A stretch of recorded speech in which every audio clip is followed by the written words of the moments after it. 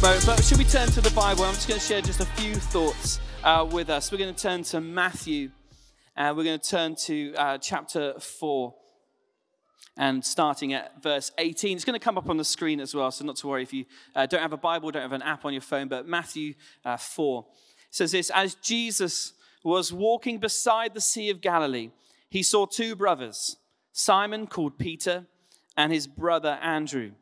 They were casting a net into the lake, for they were fishermen. "Come, follow me," Jesus said, "and I will send you out to fish for people." At once, they left their nets and followed him. At once, they left their nets and followed him. The invitation, I think, to follow Jesus is one of the greatest invitations of all time. Because within that invitation, where Jesus says, "Come, follow me," is an opportunity to get to know the creator of the universe. Is an opportunity to live a life of freedom and purpose and peace and fulfillment, to experience an opportunity to experience forgiveness and wholeness and healing in our lives. It's an invitation that Holly's just described that she has accepted. We pray that Ollie will too accept that invitation when he is older himself. And it's an invitation that, if accepted, will literally change your life. Because a life with Jesus is a life full of love and joy and peace and hope.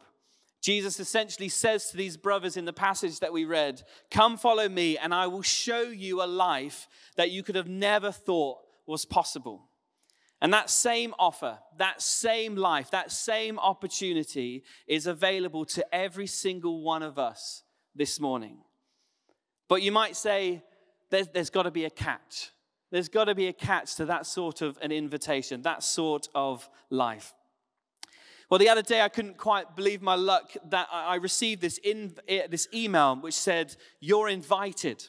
Now, side note, I'm possibly quite the worst person when it comes to being a sucker for good sales tactics and good marketing. I've signed myself up to Sky so many times just to cancel it the next day. But this email was inviting me to earn money. And I thought, because I don't get much as a vicar, so that sounds like a good idea. But earn money by taking some surveys. So I could earn vouchers and actual money, and all I had to do was give my opinion on something. So I signed myself up to lots of surveys. But what's the catch? Well, it wasn't free money. I had to earn it. I had to do all these surveys, which takes time, and some of them apparently take about 20 minutes. I'm like, well, I don't quite have 20 minutes, but maybe that's okay, I guess. I don't mind earning this money, these rewards that I'm going to spend on Lego. But there was another catch. That actually I might not qualify for every survey. So I'm doing these surveys, and I'm about 5 minutes into one of them, and then it just stops the survey. And this notification pops up and says, "Based on your answers so far, you're not the person we're hoping to hear from." You're not the kind of person we're hoping to hear from. So I have to earn it. And not only that, I need to qualify. In some instances, they want to hear from people who own a Samsung TV or whatever it is. And in some cases, I can't earn these points or these free vouchers. So actually, I haven't done any more surveys since. I haven't earned enough points for some vouchers. All I've earned really is a steady stream of junk mail in my inbox, in addition to potentially giving my personal information to thousands of businesses up and down the country. But the invitation to follow Jesus and to experience the life that Jesus offers us is not something you ever need to earn. It's not something you have to qualify for. It's simply just an invitation where you need to make the decision whether or not to accept it. And so we don't need to earn it. We don't need to earn it. Fiona, my wife, was telling me the other day about how some of the biggest bands in the world, when they're playing their sort of like big arena concerts or they're going on tour, what they will do is they will reserve the front rows, like a couple of the front rows. They reserve it, so you can't buy the tickets to get onto the front row. These front row seats, which are often the most expensive, they're the prime seats for the best views and all the close-up action. You don't need to watch on the big screens because, Chris Martin's like right in front of you, right there. But to avoid having perhaps people who would buy those tickets and not really appreciate the privilege of those seats and appreciate the experience of those seats, these bands, they reserve the seats, and then as people are filling in, they send out teams to the very back of the gig. Very back of the venue, up into the rafters, the cheap seats. They head up there, these team, and they start to talk to some of the fans there, and they start figuring out, are these diehard fans? Would they appreciate being on the front row? And they chat to them, and if these people would really love it, they then invite them down and seat them right at the front of the gig. Now, so what that means is now you've got this gig. And you've got these rows full of fans actually loving every minute because they didn't earn that opportunity. They weren't expecting that sort of opportunity. They probably could never have afforded that opportunity, but they have been invited there to the front row seats. And the invitation to follow Jesus is like that. It's not something you need to earn, but you get that front row seat, that front row view and opportunity. You don't have to pay for it. You don't have to earn it through good behavior. You don't have to earn it through good behavior. You're not going to be put on a probation period based on your behavior. It's just an invitation freely offered. A Christian, someone who puts their faith in Jesus, isn't someone who's trying to earn the love of God through good behavior. I think it's perhaps one of the biggest misconceptions about Christians. It's that Christians it's just about being good. We're just being good. But Jesus didn't come to make bad people good. He didn't come to make bad people good. Jesus came to bring dead things to life. Jesus came to save us and to offer us a path to life.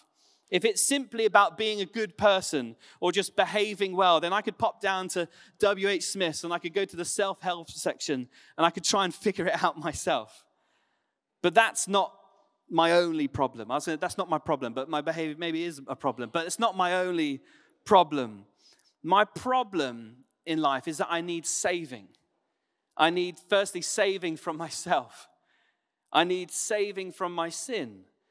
And I need saving, ultimately, the end, which is death. I need saving. And Jesus didn't come to make bad people good, but he came to save us. And he did.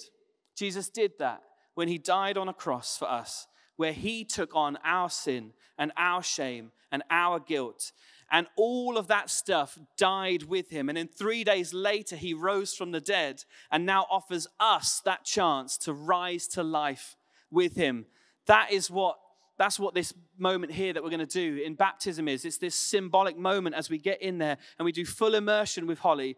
And it's almost like dying to an old self, dying to the old things. And as we come back out of the water, being raised to new life, leaving behind all the shame and the guilt and the things that we carry and stepping into the life that Jesus has in store for us. This is something we could never have earned ourselves, and we don't need to, because the invitation to follow Jesus is not something you need to earn. And it's not something you need to qualify for. You don't have to qualify for it. So naturally, actually, Holly talked a little bit about this with the university, her situation there. But naturally, in society, you gain experiences, you gain qualifications, you achieve things, you grow in knowledge, which you hope will then give you opportunities in life. Help land those jobs that you want, or get you through certain doors, or create certain opportunities for you to do. We're assessed by our qualifications, by our qualities or our status. Sometimes we're assessed by our looks. Sometimes we're assessed by our achievements. And so it's not an alien thought if you're there thinking, well, surely then God would also expect a certain standard of me, a certain qualification for me to be welcomed in, for me to be able to accept that invitation. Surely I've got to earn it. I've got to qualify for it. Well, as Holly was talking about university, and it's clear Holly is a very clever, intelligent person. It reminded me of my A-level results. And with my A-level results, I can spell the word Q, which C-U-E, like a snooker cue. And, when you get to A-level and you choose the subjects that you like and that you think you're probably good at, right? And that's what I did. I chose the subjects which I was good at. Well, the C I got was in drama. The U I got was in music. So, yeah. And the E I got was in religious studies. And yet somehow 10 years down the line, I'm getting ordained in the Church of England and I'm a priest. Funny how things work out sometimes. But our qualifications, our achievements, or the lack of, are not the requirement to be invited to follow Jesus. In the Bible passage in verse 18, it said they were casting a net into the lake, for they were fishermen. Which might just sound like a passing bit of detail, but there is real significance to that detail because they were fishermen. So in Jesus' time, there was a rabbinic system, a Jewish system for getting selected to be a follower of a rabbi, a teacher. People worked really hard to be a follower of a rabbi. A rabbi was just a Jewish teacher. And like Jesus, people wanted to follow rabbis or be rabbis themselves. And it was the thing to be. And so everyone loved a rabbi. But there weren't many Jewish boys who were good enough to follow a rabbi, to get invited to be a follower and a disciple. At around 6 years old, a Jewish boy would go to school to learn the Torah, which is the first 5 books of the Bible. And the Jewish boys, they'd have to memorize, at 6 years old, memorize the whole of that Torah. And not everyone could do that. And so then it sort of starts to whittle down. Well, if you get to the next stage, then and you memorized all of that, then you have to memorize all of the Jewish scriptures. All of them up until the age of like 11, 12, 13, 14. You have to memorize all of that. And only the best of the best of the best could do that and reach that standard. So understandably, lots of Jewish boys would go back to their families and they would start to learn the family trade or get back into the family business. And that would be their life. They didn't meet the standard. And so those left standing, having met the standard, those are the best of the best of the best of the best. And then a rabbi would come along and would approach these boys and would say, "Come, follow me." And very few people would ever qualify for that honor. And so this detail about the disciples that Jesus says, "Come, follow me" to, about them being fishermen, is really significant because they were fishermen because they hadn't qualified. They were fishermen because they hadn't met the standard, and so they'd had to drop out and rejoin the family business. And these disciples, probably 14, 15, 16 years old, they hadn't met the standard, but along comes this new rabbi, Jesus. They've met him once before, and they believe him to be the Messiah, the person who's going to save them. And he says, where they haven't met the standard for other rabbis, Jesus says to them, "Come, follow me." And so to anyone here today who feels like maybe you wouldn't qualify for God's love this morning, or perhaps anyone's here thinking, well, I'm not the kind of person that God's looking for. I'm not the kind of person that God's interested in or would want to get to know. Maybe you feel like, hey, I know the person I am and I've made a lot of mistakes, so God wouldn't want anything to do with me. I've messed things up. I've got a bad track record. I'm not really a Jesus type of person. Well, Jesus says, "Come, follow me." If you want to gain your life, follow me. Because the invitation to follow Jesus is not something you need to earn. It's not something you need to qualify for. It's just an invitation where you make a choice whether or not to accept it. Peter and Andrew in verse 20, this is how they respond. At once, they left their nets and followed him. And the rest of the Bible details their amazing experience of being up close and personal with Jesus. The miracles they saw, the wonders they saw, the life they lived being a part of Jesus' work on earth. And so will you choose to follow him, to make that choice and to accept his invitation? Holly has. Over this last year, on our Alpha courses, 13 other people have made that decision, and many others who come along to this church here are making that decision. Many of you here today have made that decision. I made that decision when I was 11, but when I was 19, I got really disillusioned with church, and I sort of said, "See you later" to church and "hello world." And I really, all the things I felt like I was missing out on. I was angry at the church. I was angry at myself. I sort of got myself into a little bit of a hole.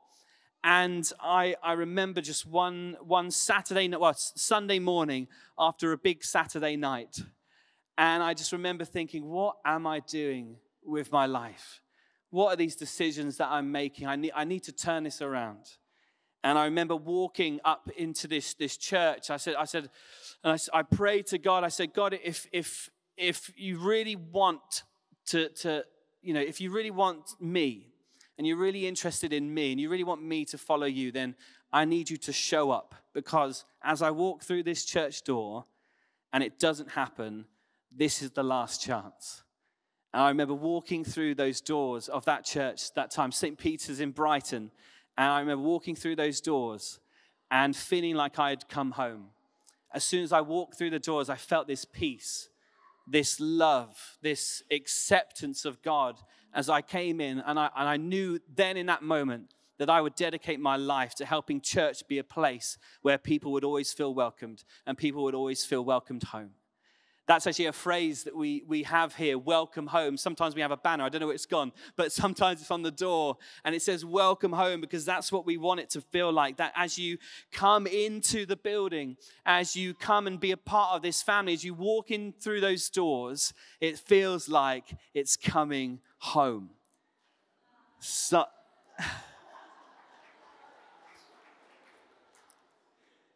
which, by the way, it is. It's coming home. But I hope you feel at home today. That's God's heart for you, that you would feel at home, that you'd feel welcomed and you would feel loved. And to accept that opportunity to then go on with a life with him and to know his love and to know his freedom. The invitation to follow Jesus is not something you need to earn. It's not something you need to qualify for. Actually, because we never could qualify ourselves. But Jesus did. Jesus did what was needed to be done. He met the standard. He took it on and he won. And now he invites us to share in that reward. Amen. Amen.